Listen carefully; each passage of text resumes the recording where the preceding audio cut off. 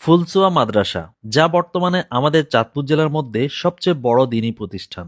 এটি চাঁদপুর জেলার হাজীগঞ্জ উপজেলার বাকিলা বাজারের কিছুটা উত্তরে ফুলচুয়া গ্রামে অবস্থিত। প্রায় 4 একর জমির উপর 70+ শিক্ষকদের দ্বারা পরিচালিত 2000 ছুঁই ছুঁই ছাত্রদের দ্বীনি ইলম শিক্ষার কারখানা এটি, যা আমাদের চাঁদপুর জেলার ওই কৃতি সন্তান পীরে কামেল আল্লামা আবু সাইদ হাফিজাহুল্লাহর দ্বারা পরিচালিত। এটি 1995 সালে প্রতিষ্ঠা লাভ করে। তখন থেকেই মাদ্রাসাটি ফুলচুয়া গ্রাম সহ তথা চাঁদপুর জেলার সর্বস্তরের মানুষের ভালোবাসায় সিক্ত হয়ে পরিচালিত হয়ে আসছে। বর্তমানে মাদ্রাসাটি গরিব ও এতিম ছাত্রদের জন্য ছায়াদাতা বটবৃক্ষের ন্যায় প্রিয় প্রতিষ্ঠান হয়ে ওঠাতে দিন দিন ছাত্র সংখ্যা বৃদ্ধি পাচ্ছে। এতে মাদ্রাসা কর্তৃপক্ষ খরচ চালাতে হিমশিম খাচ্ছে।